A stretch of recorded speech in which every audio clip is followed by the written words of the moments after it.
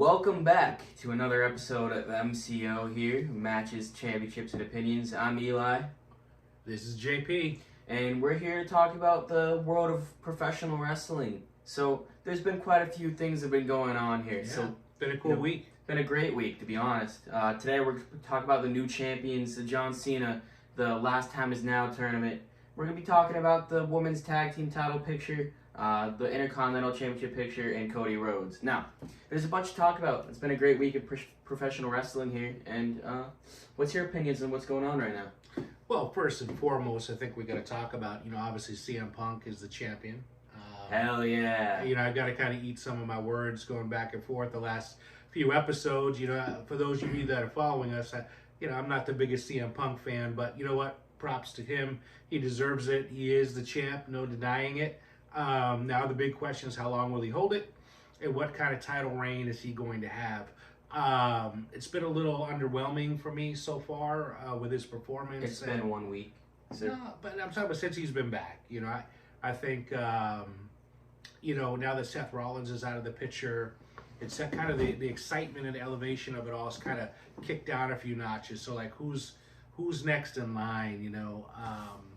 Is it Braun Breaker? Is it LA Knight? Is it again Jey Uso?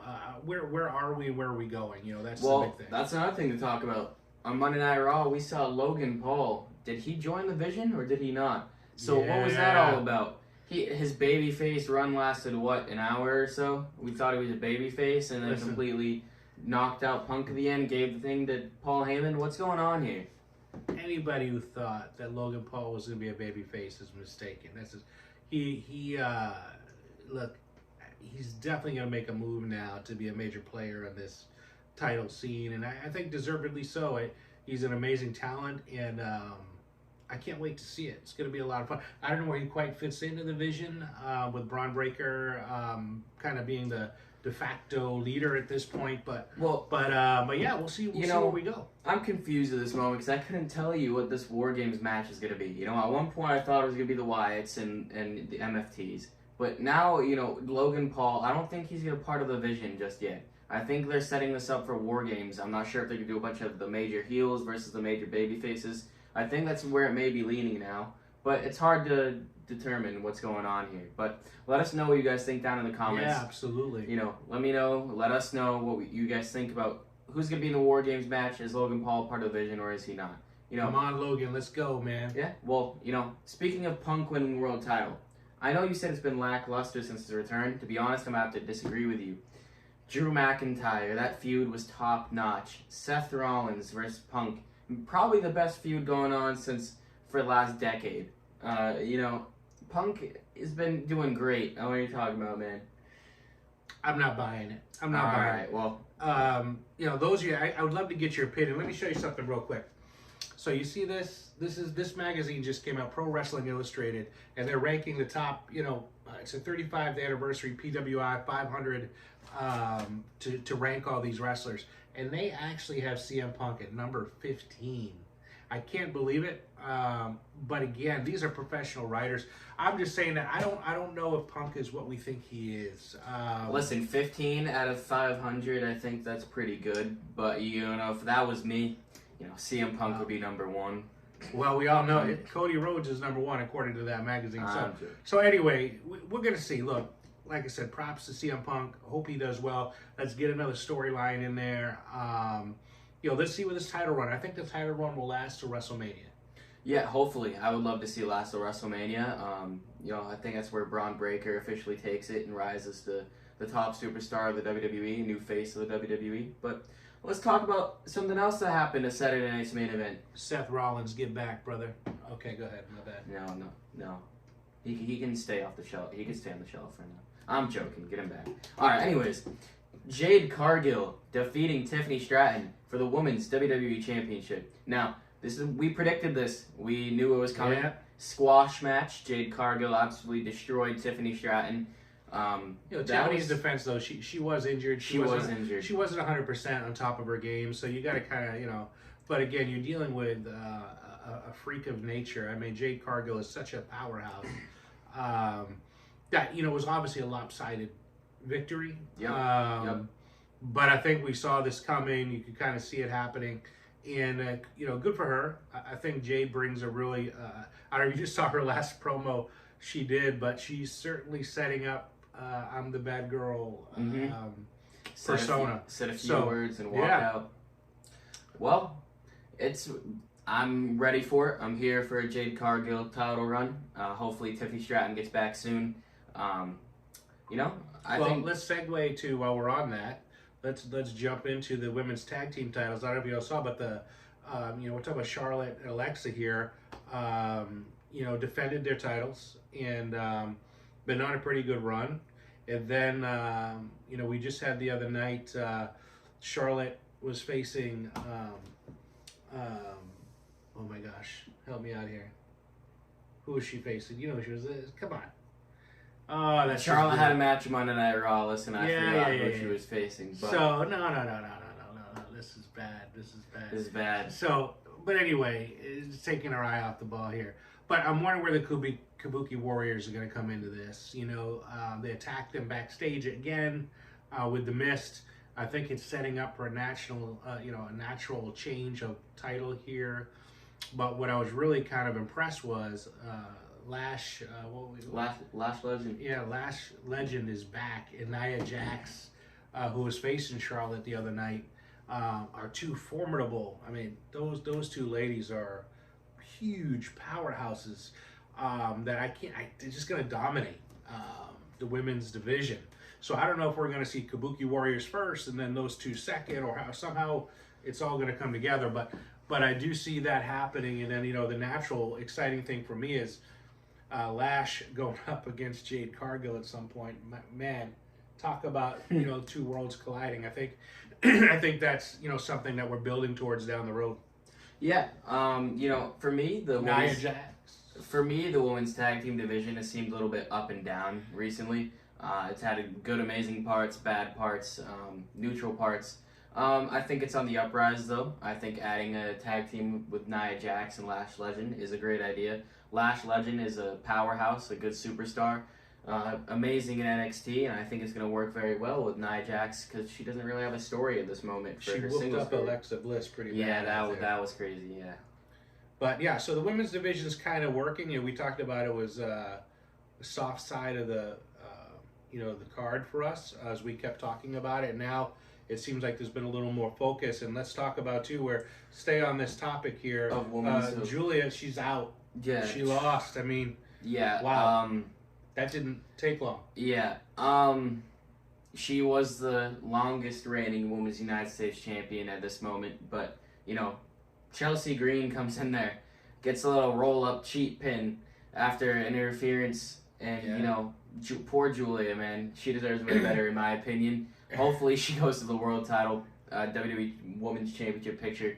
But I do enjoy watching Chelsea Green on my TV. She's an amazing talent. So you've got to like where they're going with it, right? So you've got this undercard with Ethan Page and her. They're the mixed tag team champions. He's got the North American title. She now has the U.S. championship. Yeah, they're both double champions. So they're two champions, both Canadians, right? Yep. Flying high with that, having some maple syrup or whatever they're doing. But at the same time, they're both holding two championships. And it's a great storyline for the undercard, I think, for the other divisions. I just try to struggle to figure out where it fits into, the WWE, and that U.S. championship, in my opinion, is the best of the three championships, the other three championships that they have. But yeah, I can't wait to see. I hope he jumps in. I hope he comes up to the WWE because I think he's a great talent. And let's go. Ethan Page in the main roster. Yeah, let's see it. Well, the thing about the Women's United States Championship, there's really no storylines that go along that have been going along with this. Seems like they just threw the title right on Chelsea Green. I know they had a couple backstage interferences where Chelsea Green was trying to recruit Julia and Kiana James. But to be honest, I didn't see the reason for this title change. But it's all right. I like Chelsea Green. Good for her. New title run. first ever two-time United Yeah. States champion for the women's side here. It's a cool storyline. I mean, Well- listen, I think they're going to do something with it. Yeah, it was just a little shocking, a little quick, but I don't know what that means for Julia. I'm trying to figure out where she fits in. I guess in my figuring she just didn't rise to the level to be champion. I don't know. Yeah. So but we'll see. Honestly, in my opinion, I think she should have stayed down in NXT because I don't think Triple H has found something for Julia quite yet. I don't think that he had a complete good storyline for her. I think she could have developed more in NXT, but that didn't happen. It's the way it goes. That's the way it goes. Hopefully she goes up from here. But Yeah, man. all right, moving on. Let's talk about the other, probably most big thing that's going on in the WWE right now that was just announced the Saturday night's main event.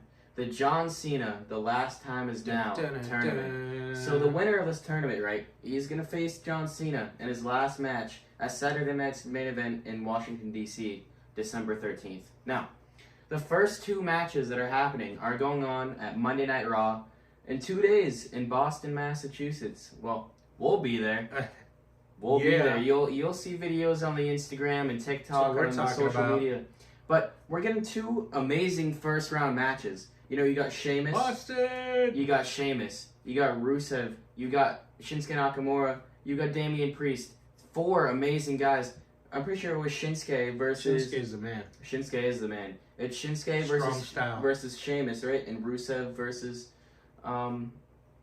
missing the name. What did I say? Rusev versus Damian Priest. So it's going to be... That should be a good one. That's going to be a good one, yeah. And they just announced that, we're looking at a match with LA Knight versus an unknown star right now. So who's that? Yeah. Right? Why is Nick Aldis not telling us who that is? So clearly it's some big name or somebody Yeah. from another another brand or whatever. But I can't wait to see who that is. Hey, let us know down in the comments who you think it's going to be.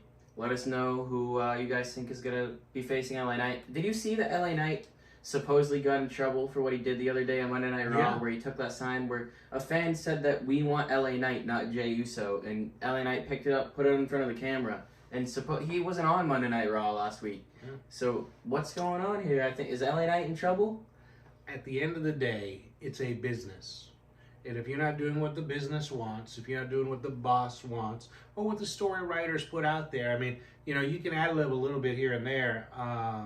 Let's face it, there's been a couple controversies going on that I think the wrestling world is grappling with. That's one of them, right? I think the other one, Drew McIntyre just got suspended. And then on the flip side of that, they were saying Jey Uso was under the influence in that last match he had. I did hear with about CM, that. Yep. With CM Punk, and obviously it's why a couple of those moves were botched, and it wasn't a clean, finely tuned match like you would expect from those guys. And clearly CM Punk was disturbed by it all. So where does that go? Where does it mean? I don't know.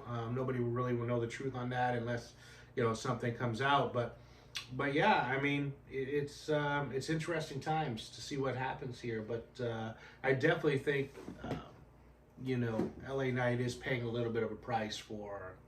But again, look how frustrated he is. I mean, the guy, it's understandable. He keeps getting blocked and blocked with title shots and title shots, never making it enough. So yeah, sometimes your patience runs out.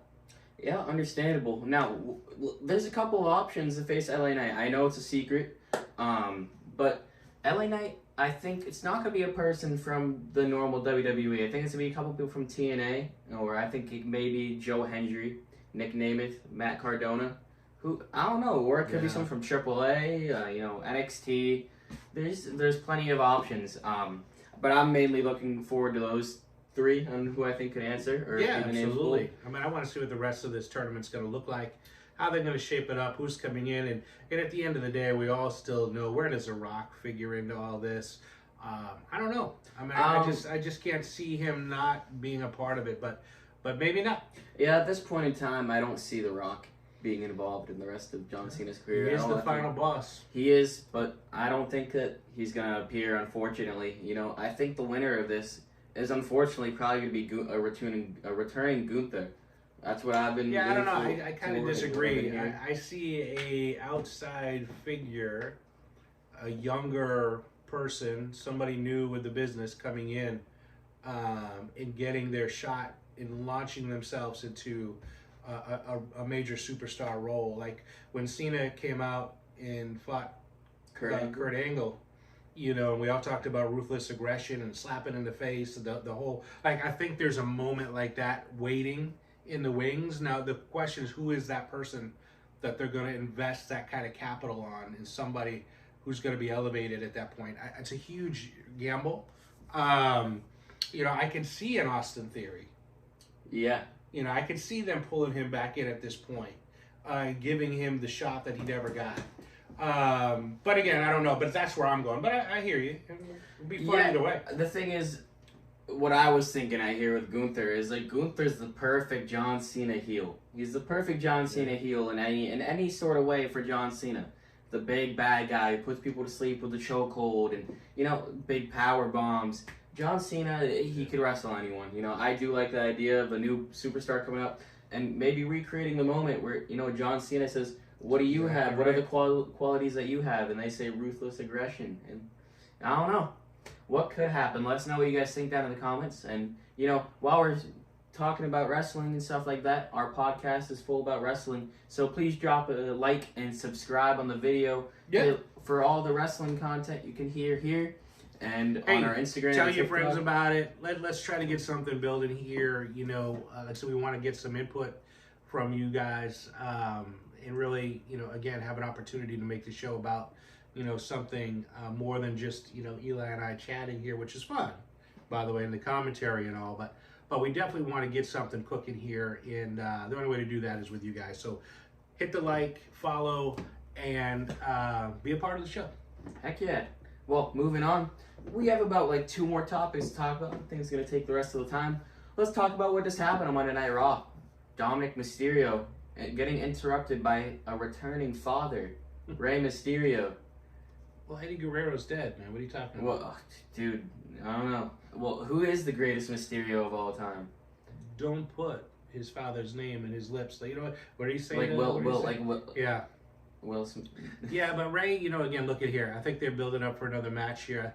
I do think there's an opportunity where Rey is going to bring Dominic back to his senses, I guess, for lack of a better way. But you know, I like Dom. I love what he's doing. I think he's a great storyteller. I think he's a great performer. It's exciting, and clearly the people are taking to it and like it. But who knows what's up with Roxanne flirting with him again? How many women is Dominic Mysterio going to go through? Listen, dude, Dom is a player. The mustache. Dude, Dom gets all a woman, dude. Yeah, His greasy mullet, the mustache. Dude, I wish I was Dom. Jeez, dirty Dom, man. Dom, you gotta cut it out, man. All right, well, back to that. Well, you know, we have Survivor Series War Games in San Diego. You know who are from San Diego? 2 people that are from San Diego. Dominic Mysterio and Rey Mysterio. Yeah. Both are from San Diego. Now, San Diego. Rey Mysterio is a little old now. You know, he's been wrestling for quite a while. And I don't know how much longer he has left in the tank or how much gas he has left in the tank.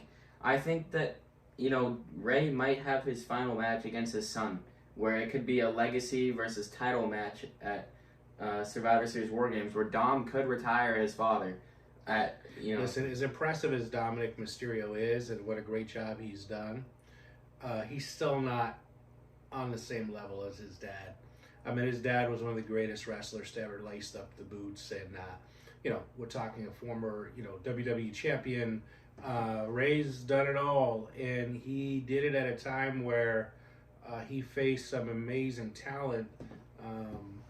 You know, I keep remembering the matches with like the Big Show, who was a giant of a man wrestling.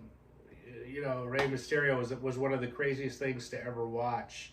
But he defeated giants. I mean, he took giants down, you know, and he was a bigger than life person. You know, I talked a lot early on about some of these heavyweight wrestlers are not quite heavyweights. So you wonder how can they be in a heavyweight championship title. But Rey was one of the unique little guys that made you really feel like, yes, the little guys can do it. And the lighter weights, the cruiser weights, do have a place at the table. And Ray brought us there. I think Yep. nobody else did it. He did it. So yeah, So, I think we're gonna see it. Do you think that Dom is the right fit to retire Rey Mysterio? Honestly, in my opinion, I think he is. Dom has the captivity of all the fans. The fans love Dom. Heel or not heel, they love him. The only way I see that happening is if Dom turns babyface to do it. If there's some way that they reunite and father and son get back together again, I think then you're going to see, I think you could see that happening. But yeah, it's a great storyline. I can't wait to see it. Yeah. All right. Well, moving on to our last topic of the day, let's talk about Cody Rhodes and Drew McIntyre, who absolutely claymored the heck out of Cody last night. Yeah, he claimed the ref and he took the referee out, man. That was brutal. I'm kind of wondering in my mind why he didn't claymore Cody right away instead of knocking that poor referee out of his senses. But it made no sense. Either Drew McIntyre just got really bad luck, or he's really not that bright. I don't know. I mean, maybe he's been hit in the head too many times with that Glasgow kiss. He's knocking himself silly a little bit. But at the same time, the storyline keeps hanging on with Drew and Cody, and maybe our prediction about obviously didn't come true, but I think Drew is still in line here for this title. Yeah, it gets to a point, where you keep involving Drew in the storyline time after time after time he loses. But, you can't keep the storyline going until you give Drew McIntyre the belt officially. Because you have him lose again, you bury Drew McIntyre's character. He's gone. He's not irrelevant. He's not relevant anymore. Yeah. And you broke his character. So at this point, you're keeping him involved in the story. He has to win the title, or else Drew McIntyre is done, in my opinion. Well, there was another little clue, by the way, when Cody talked about that he kind of blamed Drew for him using the title belt to hit him in the head, and Cody's conveniently saying now that he is willing to do those things now, unlike before. So does that mean he's trying to do anything to stay champion, or is he willing to do anything to hurt somebody, or is he slowly turning the other side to where cheap tricks and cheating wins the match? So I can see a shift happening here with Cody as well. So I think that's what this is building to. But yeah, man, got to stay tuned, got to watch it out. Yep. Well, I think that Cody Rhodes from here does continue with Drew McIntyre, but at this point, Drew McIntyre has to take the title off of Cody. Cody is number one. Or he's done. Or he's done. Yeah. And now Cody is the Sports Illustrated, Wrestling Illustrated number one, ranked at all the 500 wrestlers of all brands. Cody Rhodes has been at the top of that ranking for a while, for a couple of years now, I think. Past 2 or 3 years. It comes to a point now that Cody Rhodes has to get new storylines. His story can be finished, and Drew McIntyre's story can be opened. But I'm also going to say PWI, if anybody from that magazine's listening, come on, where's Roman Reigns, people? You got let's honestly, we got CM Punk at number 15. We got Randy Orton is at number 30. I don't know where they came up with this list or who did it, but it just doesn't seem well thought out. But again, I see it. Here we are, and but I agree with you wholeheartedly. If Drew loses again, it's just over with. Yeah, his career's he's gonna go back to Scotland. Yeah, speaking of the news over there and the magazine, they have all the talented AEW stars up there, all the talented TNA. I just want to know. I'm not trying to bash them, but I'm just saying I feel like there's a bunch of superstars that are above where they ranked others. So you can use that source, but to be honest, there's so many different ways you could go with it. I think Cody, he's number one obviously at the moment. But I think Drew McIntyre was at 50 or something in there, and he's definitely been one of the hardworking workhorses of the WWE. So I think he should be raised in that list. But to be honest, our final say I think is that Drew McIntyre doesn't beat Cody. He's out. He's done.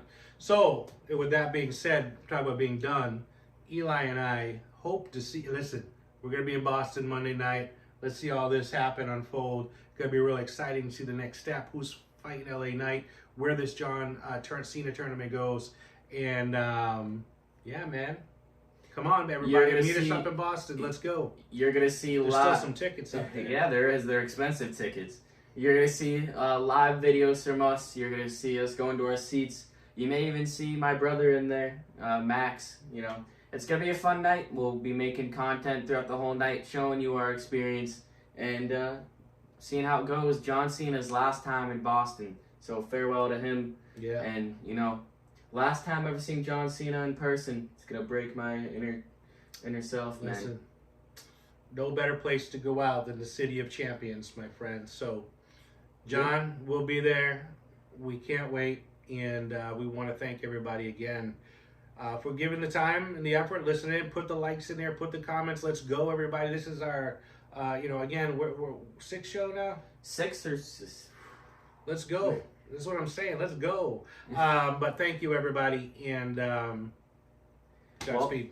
Yeah, everybody have a good night.